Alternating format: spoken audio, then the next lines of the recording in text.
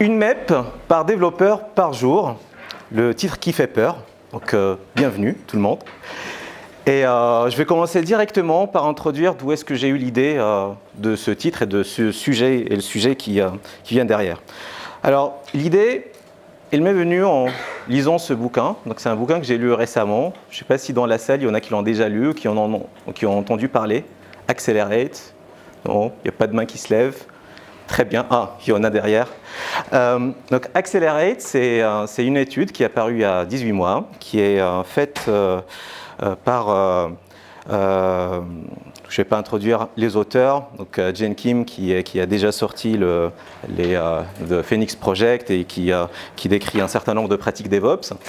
Mais derrière cette étude, ce qui essaie d'établir, c'est ils ont analysé un certain nombre d'organisations qui utilisent la technologie au cœur de leur process et ils ont essayé d'établir des corrélations par rapport à certaines caractéristiques. Donc là, j'utilise juste ce mot-là.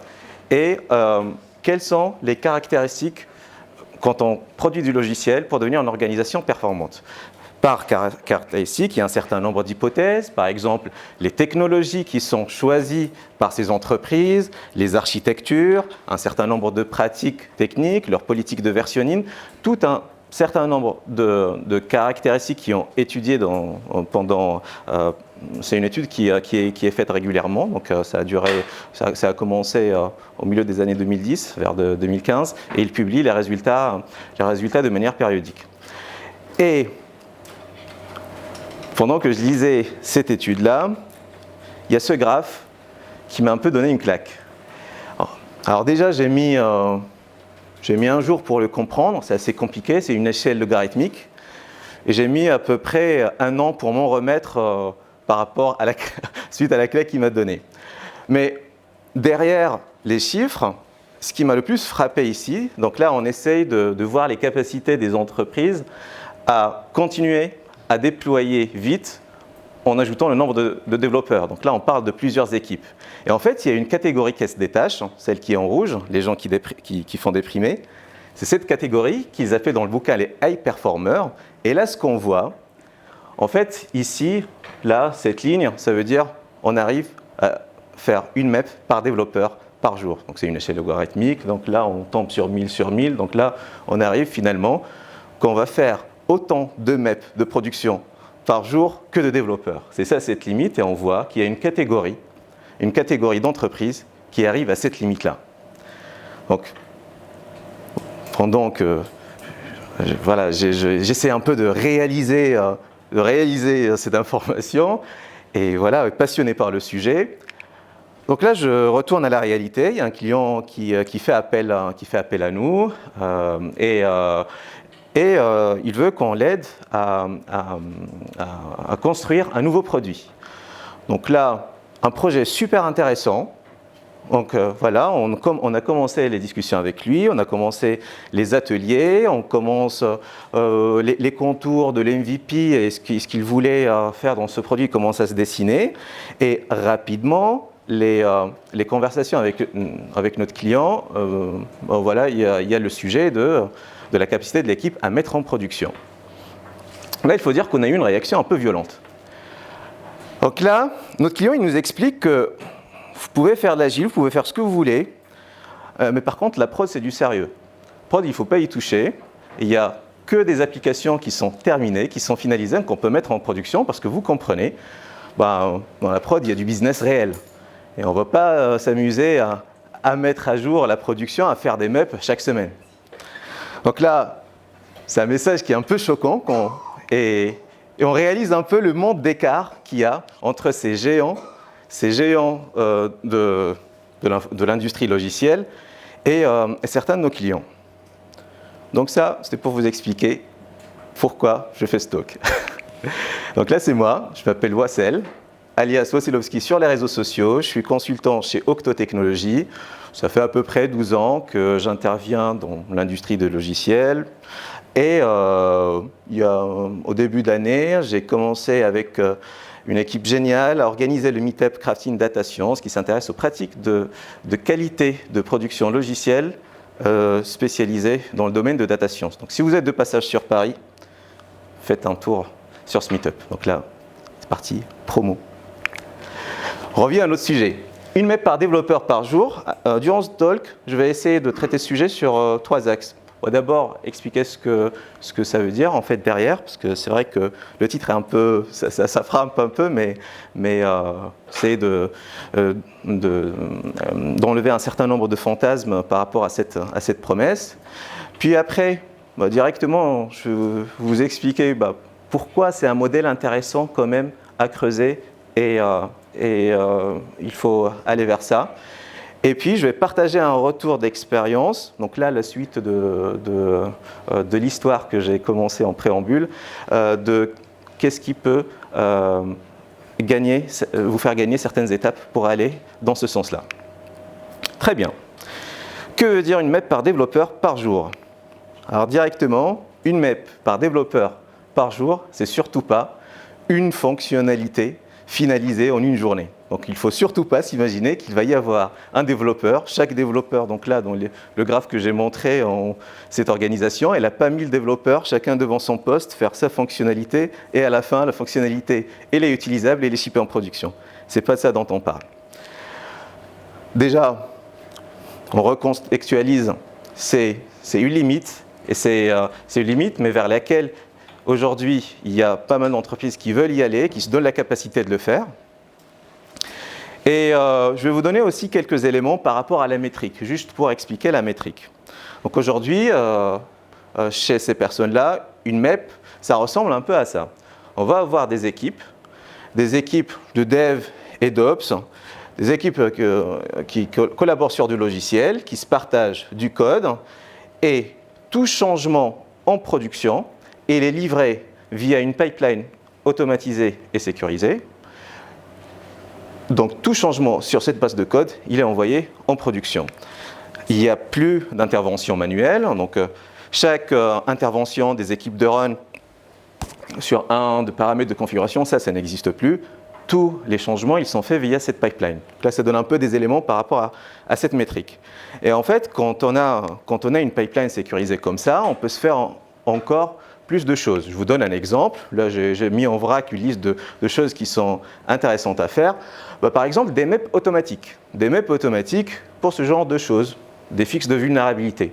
Je ne sais pas s'il y a des développeurs JavaScript dans la salle, mais parfois quand on utilise des librairies, il y a certaines librairies où il y a des vulnérabilités, il faut rapidement les fixer et les mettre en production. C'est un process qui peut s'automatiser de manière périodique et directement faire des MEP sans qu'il y ait une intervention humaine.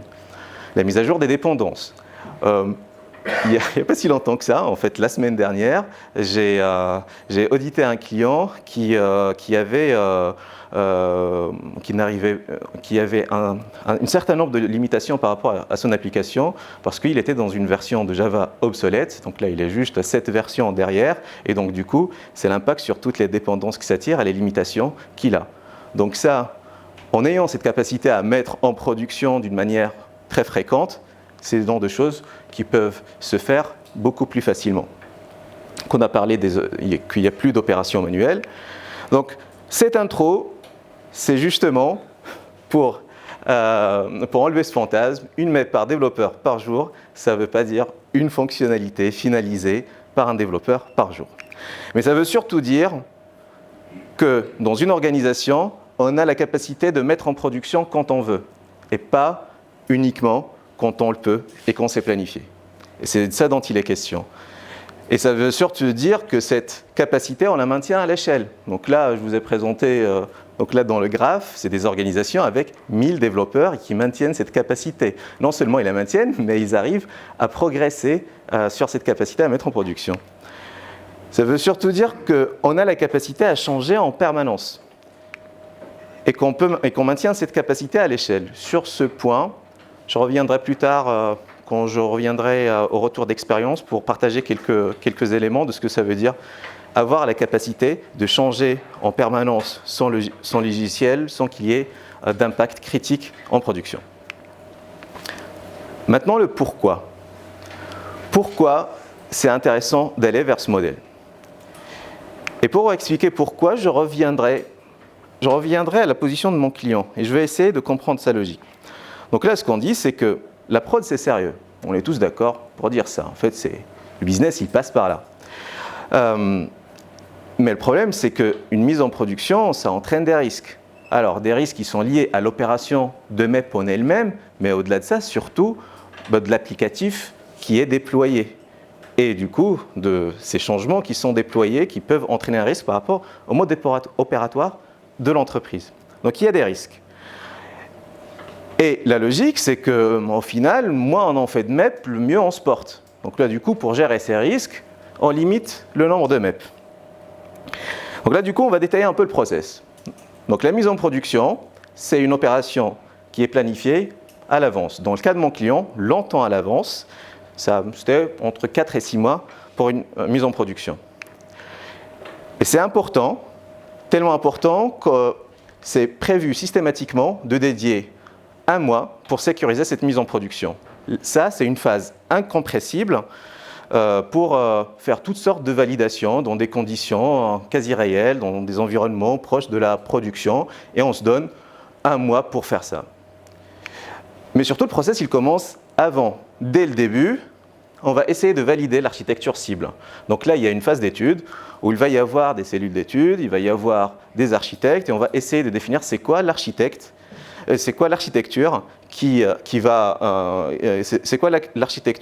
qui est la mieux adaptée par rapport aux besoins de ce qu'on va livrer à ce moment-là. Donc ça, c'est les phases qui sont incompressibles. Et au milieu de tout ça, notre client, là, vous pouvez faire de l'agile. C'est ça ce qu'il nous dit. Ce qu'il nous dit, c'est qu'au milieu de tout ça, vous pouvez faire vos sprints, vos sprints de 2 semaines, dev, QA, et ça, il n'y a pas de problème. Alors en fait, ce qui se passe, c'est qu'on va prendre 6 mois. Donc là, pendant 6 mois, on va faire un certain nombre de changements. Et puis après, on va arriver avec un gros périmètre, et là j'utilise le mot spéculation, qu'on va essayer de mettre en production. Alors, j'utilise le terme spéculation parce que je pars du principe que tout ce qui n'est pas en prod, c'est de la spéculation. Ça, c'est des hypothèses basées sur de l'expérience, basées sur des constats, mais tant que ça ne tourne pas et que ça marche en production, ça reste des hypothèses, donc ça reste des spéculations. Donc là, désolé pour le terme extrême, mais il faut bien marquer le propos. Et l'histoire de ce gros paquet, ça commence dès ici. En fait, dès là, on va essayer de prendre des hypothèses fortes par rapport à qu'est-ce qui pourrait bien faire fonctionner notre produit une fois qu'il est terminé. Donc là, ces spéculations, c'est finalement des contraintes qui vont s'imposer à cette équipe. Et là, on va commencer à faire de l'agile. Donc généralement, ça se passe bien parce qu'on va avoir des fenêtres où on va avoir du feedback.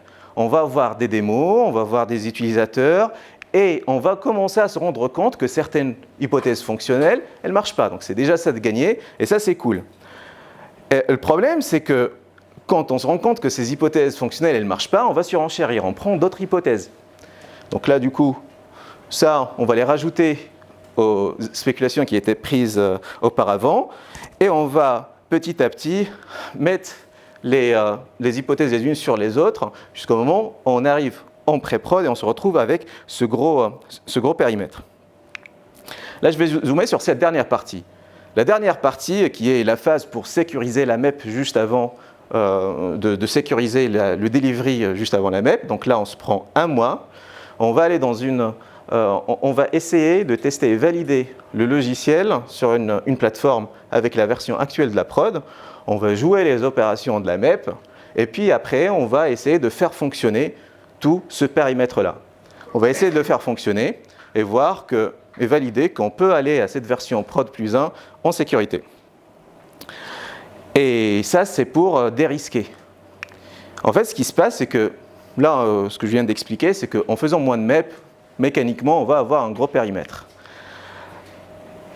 En ayant un gros périmètre, en fait, on multiplie les sources d'échecs potentiels. En fait, on multiplie les sources de risque de qu'est-ce qui peut aller mal. Et en plus, plus on multiplie ces sources-là, plus en fait, ça sera plus probable qu'il y ait quelque chose qui va mal. En fait, en gros, pour simplifier, c'est une phase qui, mathématiquement, il y a peu de chances que ça marche du premier coup. Cette phase où on va mettre tout le delivery. Je ne sais pas si vous partagez le même constat à chaque fois qu'il y a des validations en pré-prod. Je ne sais pas si voilà, on demande un feedback, s'il y a des gens qui ont expérimenté ça, vous pouvez lever la main. Cool, ça me rassure, je ne suis pas en train... voilà, je me sens moins seul, c'est cool. Alors, et là, c'est la double peine. La double peine parce que le périmètre est tellement grand, ce qu'on dit, c'est que ça va mal se passer, il va y avoir des problèmes, et en plus, ça va être plus difficile de les résoudre. Et c'est là où on va commencer la phase que j'appelle la phase des super-héros, avec des phases de debug lents, des confs de crise. Et là, c'est la phase où il faut sécuriser la MEP, donc on va s'autoriser quand même des raccourcis, parce qu'il faut avancer. Quand on s'autorise des raccourcis, on va faire des choses sur cet environnement pour faciliter l'activité de debug. Et c'est des opérations qui sont généralement pas versionnées. Et en fait, c'est des opérations qui vont introduire plus d'écart entre la pré-prod et la prod. Et donc du coup, au final, le geste qu'on voulait valider, ce qu'on dit là, c'est qu'on ne le valide pas tant que ça avec ce mode de fonctionnement. OK.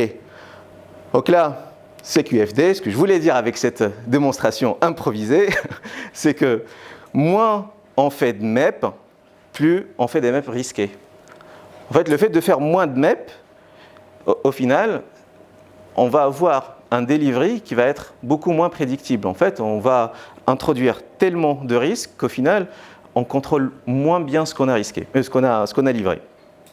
Donc là, je reste dans le thème des titres qui font peur. En fait, faire moins de MEP, c'est le meilleur moyen de planter ces MEP finalement. Faire moins de MEP, c'est le moyen le plus risqué aujourd'hui d'investir dans le software. Donc là, c'est un peu cette conviction qu'ont la catégorie des high performers qui cherchent toujours à faire plus de MEP. Et la logique derrière qui est celle-là. Donc là, j'ai essayé d'introduire le pourquoi du point de vue risque. On va essayer de s'intéresser à l'axe de productivité. Donc là, on va avoir plusieurs équipes avec des périmètres bien délimités qui collaborent pour cette opération planifiée longtemps à l'avance qui est la mise en production. Et il va y avoir une série d'activités qui vont se succéder. Et je vais vous poser une question. Donc là, je vous invite à prendre vos téléphones. On va faire un quiz temps réel. Et je vais vous poser la question, selon vous, depuis le début du développement jusqu'à la mise en production, si on prend une user story, c'est quoi l'activité où elle a passé le plus de temps au total? Donc là, selon vos expériences, choisissez, donc vous dites, voilà, soit c'est le développement, soit c'est le QA, en gros la recette, soit le développement, recette, ou c'est la phase de sécurisation en pré-prod. Sinon, s'il n'y a aucune de ces trois réponses ne vous satisfait, vous faites la réponse D. Je ne sais pas si vous avez voté. Ouais, petit short URL.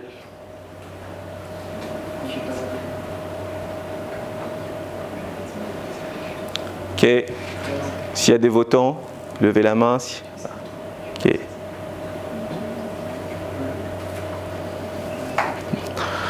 Alors, l'URL, c'est shorturl, shorturl.at/fgodu. On va voir les résultats de temps réel. Si Internet fonctionne. Ah. Est-ce que ça se actualise? Non.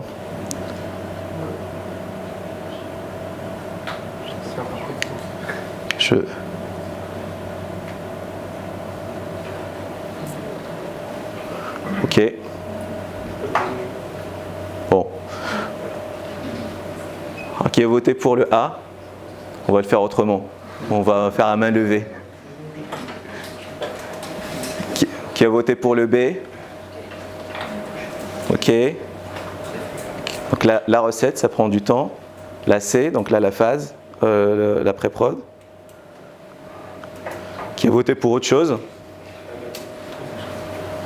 OK. On vote pour autre chose. Donc là, au doigt mouillé, j'ai l'impression que c'est plutôt l'abbé qui remporte le sondage. Ok, je vais donner raison à tout le monde. Je vais m'excuser de la tournure de la question, parce que j'ai fait exprès de biaiser un petit peu, parce que du moment que je parle d'activité, en fait, on oublie ce qui coûte le plus cher, et en fait, c'est les phases d'inactivité dans tout le process. Je m'explique. Donc là, on va passer le plus de temps dans ces cinématiques-là, c'est attendre qu'il y ait une action qui soit faite. Par attente, en fait, je parle de ça.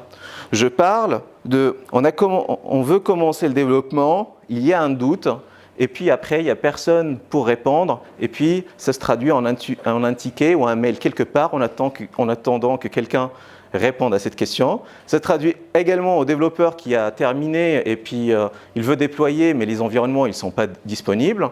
Ça se traduit également à la recette qui veut commencer, mais on se rend compte qu'il y a un bug bloquant et du coup, on attend la correction et on ne peut pas faire ce qu'on est censé faire. Et donc, du coup, une activité, en fait, c'est la somme de tout ce temps d'attente sur tout le process qui finalement, et qu'on ne visualise pas aujourd'hui, qu'on ne visualise pas très bien à mon sens, qui finalement devient l'activité qui consomme le plus de temps au total.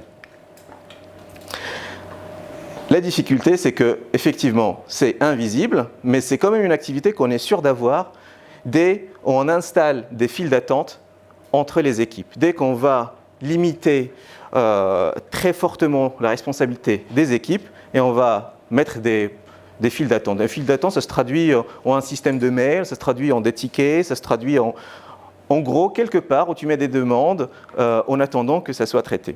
En fait, plus on a un process lent, plus l'impact de ces fils il est important. Et on est sûr d'en avoir dès qu'on limite l'autonomie de ces équipes-là. Dès qu'on dit, ben voilà, tu as ton cadre, il s'arrête là. Donc vous pouvez faire de l'agile entre là et là. Donc dès qu'on a cette délimitation d'autonomie, on est sûr de produire ce phénomène-là.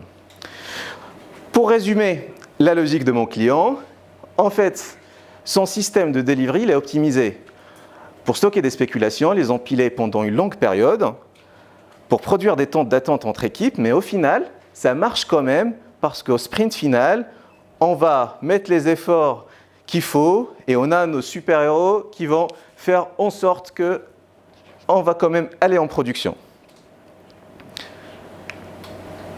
Alors, mon objectif, c'est pas juste de ringardiser la logique de mon client, mais j'aimerais quand même comprendre ses préoccupations. Donc là, il y a quand même un élément très important. La logique, c'est que la prod, c'est sérieux et on veut qu'elle soit le plus stable possible. Le problème, c'est que pour répondre à ce besoin de stabilité, la stratégie qui est adoptée, c'est de ne rien faire. Ce que j'appelle de l'immobilité. En fait, là, je grossis les traits. C'est faire une MEP toutes les 6 semaines, c'est lent dans le cycle de développement logiciel. Mais j'ai une bonne nouvelle. Donc là, la bonne nouvelle, on la trouve aussi dans cette étude qui est Accelerate.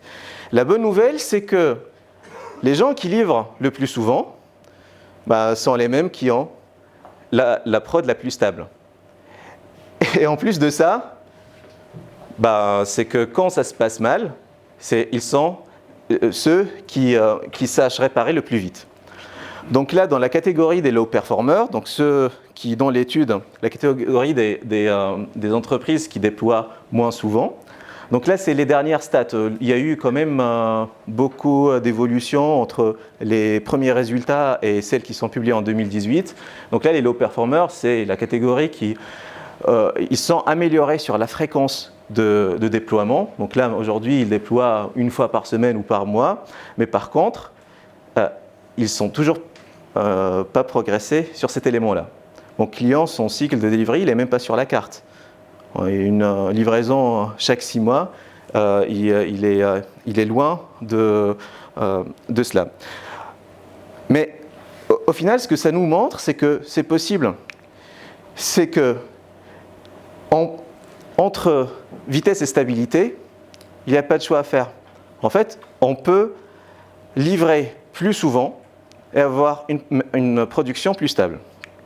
Alors, la logique qui est derrière, la logique qui est comment en faisant plus de MEP, on peut avoir moins de risques sur la production. La logique, elle est simple.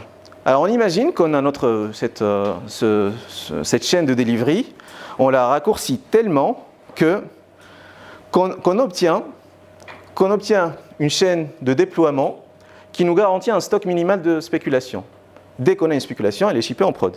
Et on répète le geste, on le répète encore et encore. Donc là, on va avoir des MEP rapprochés. Donc là, à chaque fois qu'il y a un petit élément, donc là, il y a moins de sources potentielles d'échecs. Et donc là, geste beaucoup plus maîtrisé parce que le périmètre est plus petit et on le fait souvent. Au final, en faisant ça 2 fois par jour ou une fois tous les 5 jours, au final, en 4 mois, ce qu'on va avoir, peut-être pas le même périmètre qui a été imaginé au début, mais on va avoir un périmètre qui compte beaucoup plus. Et en plus de ça, le geste, il a été tellement répété qu'il devient maîtrisé. Et entre-temps, on n'a pas attendu tout ce temps-là avant de récolter les bénéfices de ce qui a été produit. Donc il y a eu régulièrement de la valeur ajoutée livrée en production. Alors j'imagine que quand j'arrive là, en fait, je suis à l'Agile Tour, l'Agile Tour d'Aix-Marseille. J'ai l'impression de prêcher des convaincus. La question derrière, c'est comment on fait ça. Je rappelle, donc là on parle de ça, on parle de quelque chose qu'aujourd'hui uniquement une catégorie qui est capable de la faire et qui se donne les moyens de le faire. Mais surtout, on parle de comment est-ce qu'on veut mettre en production quand on veut. Ce n'est pas mécaniquement une MEP par développeur par jour. Le premier élément de réponse, il se trouve dans le manifeste Agile lui-même. En fait, il se retrouve même dans le premier principe du manifeste Agile. Le premier principe, c'est que la première priorité, c'est satisfaire le client à travers des livraisons rapides et régulières. En fait, dans le texte, on parle déjà de continuous delivery. En fait, le premier principe, donc là, si je fais un raccourci, le premier principe, ce qu'il nous dit, c'est que si on ne fait pas de continuous delivery, mécaniquement, on ne peut pas être agile. Là, et là, du coup, je vais commencer par un retour d'expérience du continuous delivery parce qu'effectivement, c'est un terme qui peut dire plein de choses. Donc, le premier élément, c'est que continuous delivery, ce n'est pas un outil. Ce n'est pas en installant un outil ou en s'abonnant à un outil SaaS qui se termine par CD qu'on fait du continuous delivery. Le premier élément, c'est que tant que ce n'est pas en production, ce n'est pas done. Et ça, donc là, ça c'est une photo du board de l'équipe dont je vais parler. Donc là, c'est la suite de l'histoire que j'ai commencé en préambule. Et ça, c'est notre board. Et là, quand visuellement, on voit qu'il y a des tickets qui se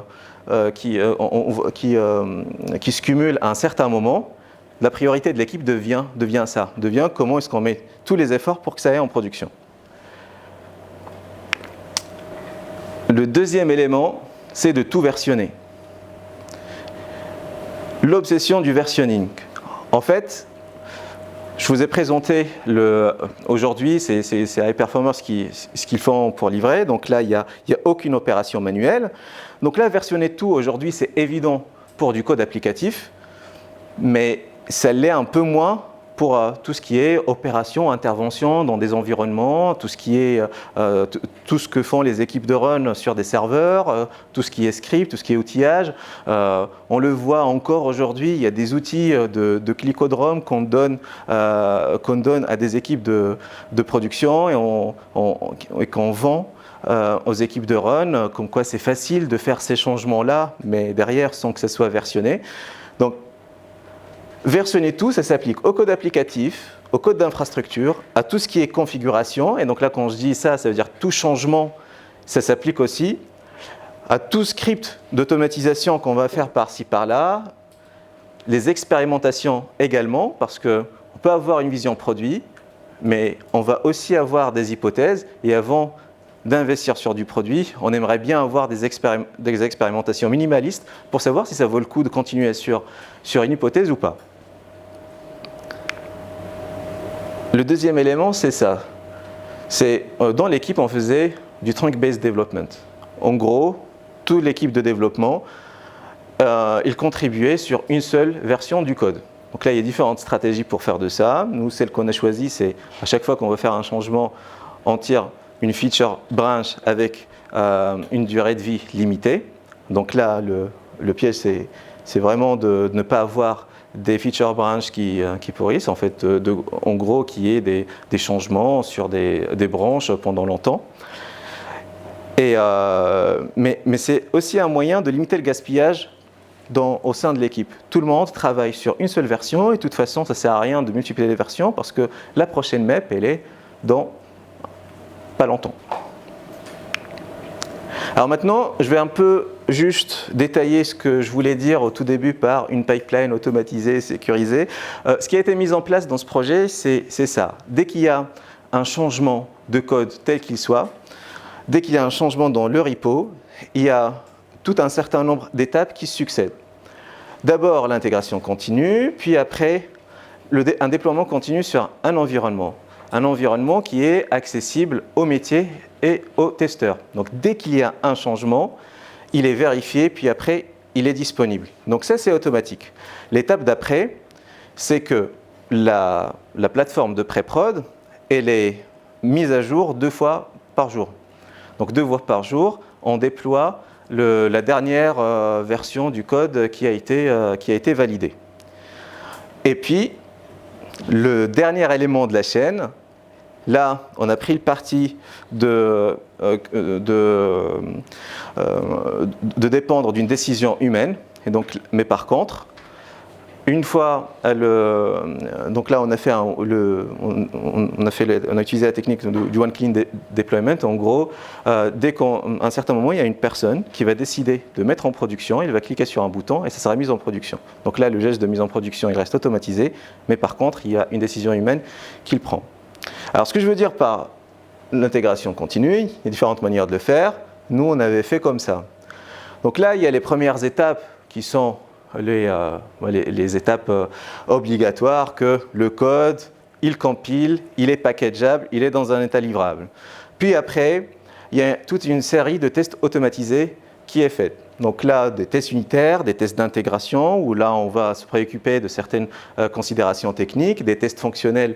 Et c'est là, on va implémenter des scénarios de recettes utilisateurs. Et une fois que ça c'est fait, donc là, le code, il est dans un état livrable, il est conforme à la compréhension de l'équipe à ce moment-là, parce que la compréhension de l'équipe, elle a été traduite par des tests automatisés. Donc là, en 6 mois, à la fin, on était à peu près à 1300 tests. Et surtout, ce qui est intéressant, c'est que quand il y a quelque chose qui va mal, en fait, on ne peut pas mettre en production, parce qu'on a cette pipeline qui nous garantit que le code, il n'est pas livrable, il ne peut pas être livré. Donc, on est sûr que ce qui est implémenté, il correspond aux hypothèses qu'on a et que, dans le cas contraire, on ne peut pas livrer. Et ça, c'est fait automatiquement dès qu'il y a un changement dans le code. Et juste après ça, non seulement il est livrable, mais on s'assure de le livrer. Et donc, du coup, il y a un environnement qui est accessible par les métiers, les testeurs et tout membre de l'équipe, où là, directement, on va faire des tests exploratoires. Mais là, quand on fait ça, la nature de test, elle n'est plus la même.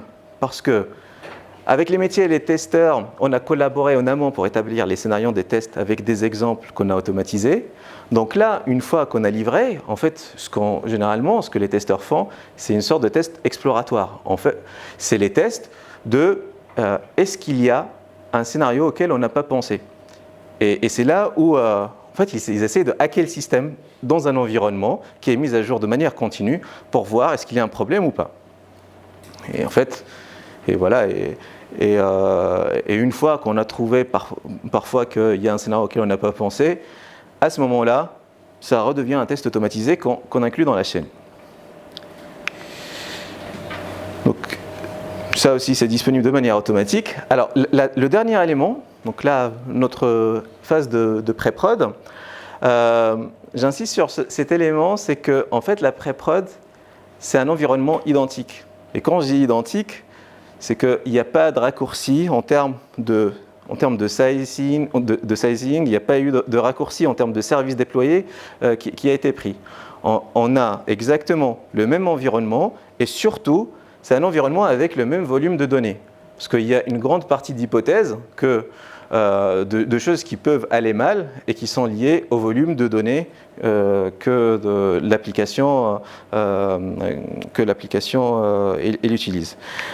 Dans notre cas, c'était relativement simple à mettre en place. Donc, on avait les deux environnements qui étaient sizés de la même manière. Tous les événements auxquels nos applications réagissaient, ils arrivaient via un Kafka. Et finalement, les deux environnements, ils consommaient les mêmes événements, ce qui fait qu'à la fin, on se retrouve avec les mêmes bases de données et on peut valider nos hypothèses dans des conditions réelles.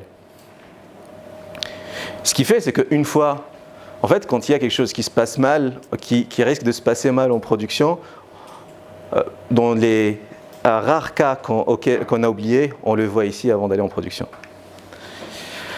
Mais en fait, à force de faire ce geste de manière automatique, le geste de mise en production, il est complètement répétable. Et du coup, ça donne aussi une autre capacité, c'est qu'on peut créer un nouvel environnement from scratch à tout moment. Donc, et c'est là que je parlais à un certain moment d'expérimentation. Donc là, aujourd'hui, les développeurs, quand on a une hypothèse, ça ne coûte pas très cher de monter from scratch un environnement qui ressemble à la production en utilisant les mêmes pipelines automatisés. Et on le fait en permanence. Et du coup, je parle d'automatisation. L'automatisation, il n'y a pas eu un chantier d'automatisation qui était fait en amont. Ça s'est construit au fil du temps. Donc là encore, il y a une sorte de mindset qui est créé. C'est que quand on ne sait pas trop, la première fois, on fait manuellement. Quand il y a un geste qui devient pénible, on va essayer de l'automatiser. Et là, on va jusqu'au bout de l'investissement. Et là, je vais parler du deuxième élément. Donc là, c'est quand on change en permanence, à un certain moment, il faut qu'on maintienne le coût de changement au plus bas. En fait, cette capacité, si on prend des hypothèses qui, au final, limitent notre capacité à changer, eh ben, avec le temps, on n'arriverait plus à maintenir cette vitesse de livraison. Alors, je vais essayer d'expliquer ça avec un exemple très concret, parce que ça paraît un peu méta ce que je suis en train de dire. L'exemple, je vais essayer de vous montrer une série de diagrammes d'architecture. Je ne sais pas si ça existe. En gros, de visualiser l'archi dans notre application au fil des temps. Donc, généralement, quand on parle d'une archi d'un système, ce qu'on publie, c'est une photo finish. Et moi, ce que j'ai envie ici aujourd'hui de partager avec vous, c'est comment ça s'est construit. Donc, la première version de notre archi, c'était ça. On avait un front. Donc là, au début, aux premières itérations, on ne se prenait pas la tête, on avait juste un front qui est déployé et on faisait des démos. Des démos avec, en gros, c'est un petit prototypage. Le client, voilà, les utilisateurs, ils tiraient un peu la gueule, ne comprenaient pas trop, donc ils ne savaient pas encore si c'est quoi comme produit. Mais au fur et à mesure, ils voyaient un peu, ils nous communiquaient par rapport donnaient des retours, des feedbacks par rapport à ce prototypage. Juste après ça, on a commencé à avoir un petit bac, on a des API, on rajoute des fonctionnalités et on reste dans une archi très simpliste. Ça fonctionne, on rajoute juste des API, on continue comme ça. Puis après un certain moment, là on ouvre un peu les tuyaux par rapport aux données. Donc là, je vous ai parlé d'événements. Je n'ai pas trop introduit ce que l'application fait. J'ai peur de glisser un peu dans l'explication. Mais en gros, c'est une application industrielle et on monitore des événements de soudure laser. Et on a à peu près un million par jour. Et en gros, à un certain moment, on se connecte par rapport à ça. Et on reste dans notre architecture simpliste et on s'abonne à ce flux d'événements. Et à partir de ce moment-là, l'utilisateur il peut commencer à voir, donc une fois qu'il a défini des règles et des fonctionnalités simplistes, voilà, on commence à voir cette archi. Donc là, rapidement, on se rend compte que si on reste dans du synchrone, bah, on ne peut pas aller très loin, vu les exigences du système. Et donc, on commence à investir dans une séparation de flux de traitement. Et là, on met un service qui réagit à ces événements et qui produit le résultat dans une base de données. Mais pour l'instant, on n'a pas impacté la production. Donc, on commence à faire ça, on commence à préparer, on commence à investir dans un système qui est observable, à tester ces traitements est ce qu'on veut, mais on continue d'utiliser réellement l'ancienne archi. Donc là, pourquoi on fait ça? C'est parce que quand on a des changements structurels un peu comme ça, les impacts, on peut s'en rendre compte dans des délais un peu plus longtemps. C'est comme quand on change la climatisation, la température de climatisation. On ne se rend pas compte juste après. Il faut un peu de temps. Donc, on commence à investir dans ce changement, on continue de livrer des features, mais surtout, on ne le fait pas dans des tunnels. On l'observe dans des conditions réelles. On ne prend pas d'hypothèses, c'est des vraies données qui sont ici utilisées, et donc du coup, on peut observer ce qui se passe. Donc là, c'est bon, on sait que ça marche, et là, on rebranche sur le nouveau système. On est content.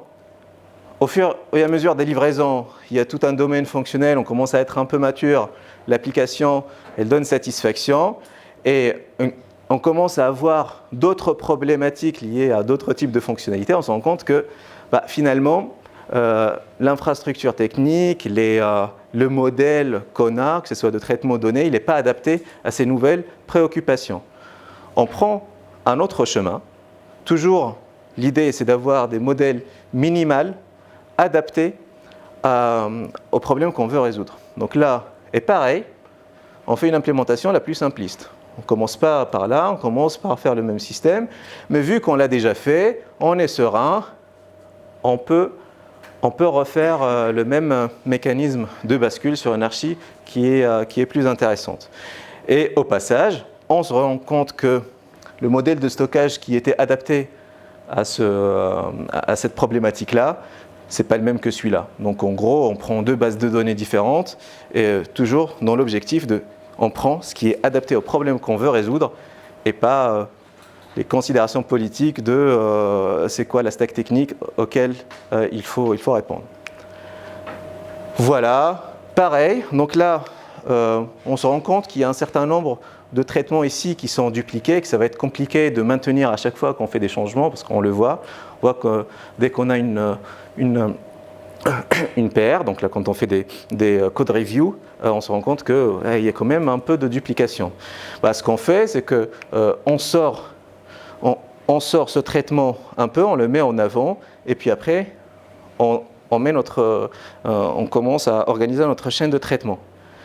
Là, on est content, et avec la charge, on va dupliquer un peu les instances, donc là pour que ça aille encore plus vite. On s'est emballé un petit peu, donc on réduit.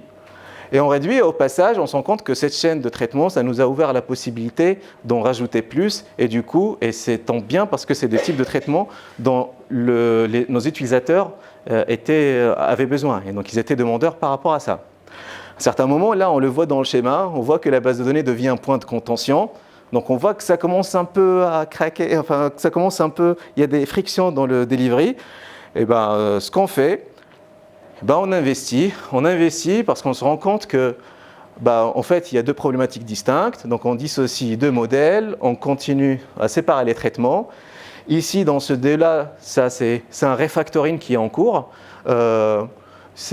En gros, on avait une première implémentation d'un algorithme de machine learning. J'utilise des gros mots, mais en gros, c'est un algo qui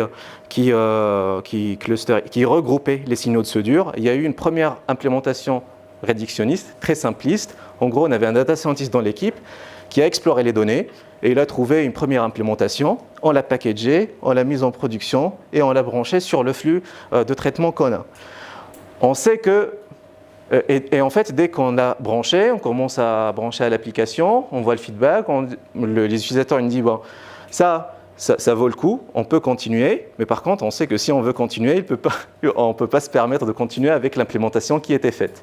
Donc, on commence en parallèle un refactoring. Donc là, le refactoring, il n'est pas branché, c'est toujours l'implémentation CRAD qui fonctionne, mais par contre, c'est branché au même flux de données à la production, donc on peut observer et comparer les résultats.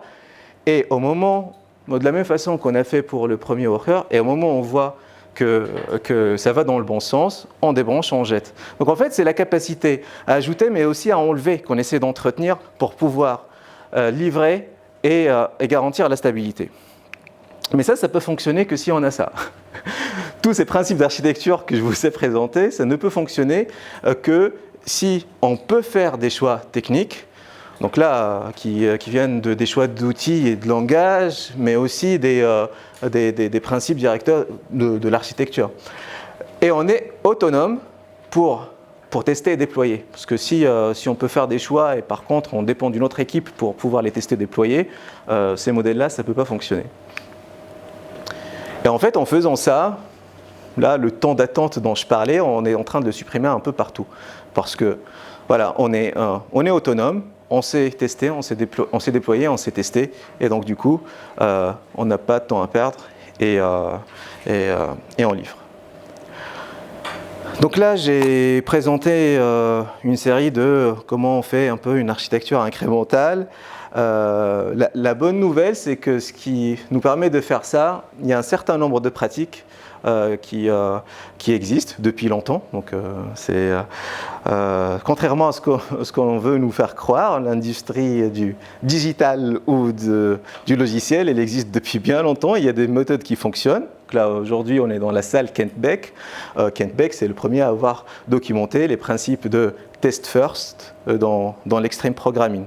Et ça, c'est une des pratiques qui était utilisée dans le quotidien dans l'équipe. Et en fait, ça repousse ces délais. En fait, on ne fait pas une implémentation, puis après, on va débugger, et puis après, on réfléchit aux tests. Si on est arrivé à 1300 tests automatisés, c'est parce que derrière, il y a tout ça qui est fait en amont. Il y a d'autres pratiques. Donc là, voilà, il y a des principes de découplage. Donc là, je parle de cleanarchy ou d'archi hexagonale. Alistair Cockburn, un autre signataire du manifeste Agile, qui a documenté ces principes-là. On fait beaucoup de pair programming et il n'y a pas de changement de code qui est fait que par une seule personne.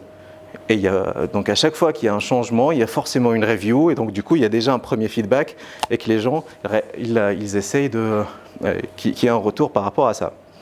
C'est aussi pas mal de techniques de refactoring parce que et là je vous le dis très simplement, c'est qu'on ne peut pas changer le code en permanence en écrivant du code sur du Notepad ou du VI ou des IDE qui ne sont pas faits pour ça.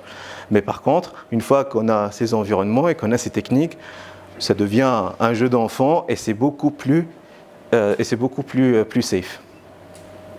C'est aussi ces changements-là. Donc là, toutes les opérations d'infra, ils sont dans les repos. Donc là, on utilisait Ansible à un certain moment, puis après, parce que je ne vous ai pas parlé de la migration qu'il y a eu en background, parce qu'à un certain moment, on déployait sur des VM, puis après, on est passé sur Kubernetes, mais je ne vais pas rentrer dans le détail, mais en gros, il y a des changements, mais le fait qu'on ait du versionning, ça nous aide beaucoup pour commencer ces chantiers sans qu'il y ait de friction. Mais surtout, ce qu'on essaie de développer, c'est la capacité. Donc là, on va avoir un système qui évolue tout le temps. Et sur ce système-là, on va avoir des développeurs, des métiers, des testeurs, des architectes qui vont collaborer. Et ils ont une vision du système tel qu'il est aujourd'hui, en production.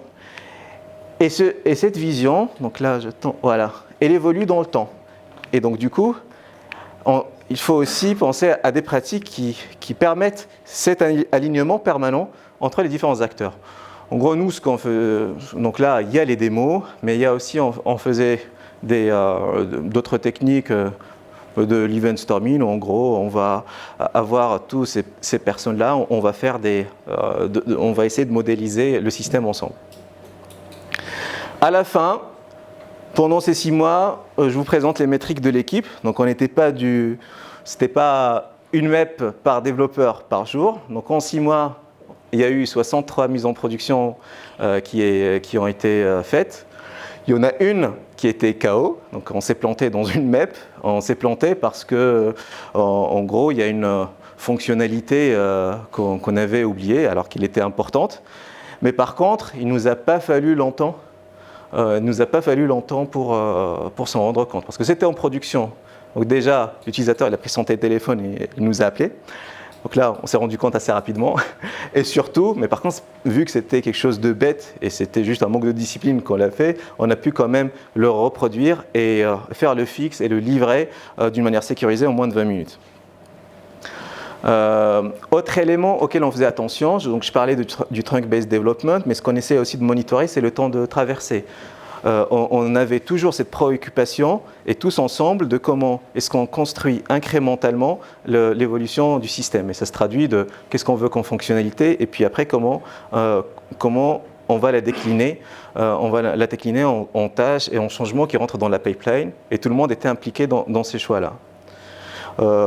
Donc là, j'ai parlé de MEP. Donc là, il y a eu 63 fois où il y a des personnes qui ont pris la décision d'envoyer en production parce qu'on était serein. Mais par contre, il y a eu un certain nombre de déploiements automatiques. Et là, on retrouve à peu près un déploiement automatique par développeur par jour.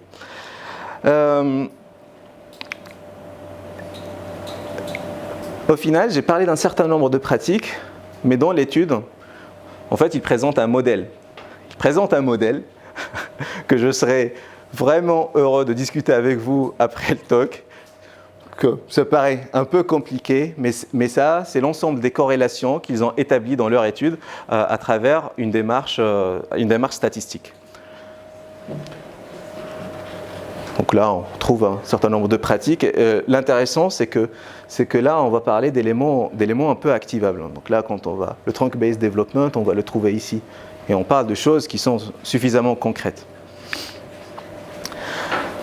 Finalement, juste pour conclure, que là, je vois que je dépasse un peu le temps, ce que je voulais dire aujourd'hui par ce talk, c'est que oui, la prod, c'est sérieux. Oui, il faut gérer ce risque, mais aujourd'hui, il n'y a pas de choix à faire entre la vitesse et stabilité. Il y a des pratiques techniques qui font qu'on peut renforcer justement la stabilité qu'on veut en production en sécurisant notre pipeline, donc du coup en livrant plus vite. Que généralement, ce qu'on cherche à faire dans l'informatique, c'est ces 3 choses. Faire la bonne chose, trouver les manières de bien la faire, et puis après la faire rapidement. Et la manière de fonctionner traditionnellement, c'est ça. On réfléchit à c'est quoi la bonne chose de faire, puis après on spécifie comment bien la faire, et puis après, à la fin, voir comment est-ce qu'on peut la faire vite. Là, c'est une logique un peu qui switch, une logique qui est inverse, et qui dit que, en fait, c'est en faisant des petites choses et en le faisant vite, là, on va trouver les moyens de bien faire, et en se donnant ces moyens d'aller vite, au final, on va finir par faire la bonne chose, en fait, la chose qui compte. Parce que même si on se trompe, c'est pas grave, on peut s'adapter et finalement trouver ce qui compte à livrer. Je le redis encore une fois, il ne s'agit pas d'une map, une fonctionnalité mise en production par développeur par jour, mais surtout avoir cet objectif et pour mettre en production quand on veut. Et pour faire ça, du continuous delivery. Et en fait, avec du continuous delivery, donc là, on va renforcer notre capacité à changer notre architecture, donc de manière continue. Donc là, on parle souvent de comment ajouter les choses des archis, mais on oublie de toutes ces phases transitoires et la capacité à ajouter, mais aussi d'enlever des choses. C'était ma dernière slide et je serais vraiment ravi de répondre à des questions si vous en avez. Donc, je ne sais pas si on a. Bon, voilà, donc si vous avez des questions, n'hésitez pas.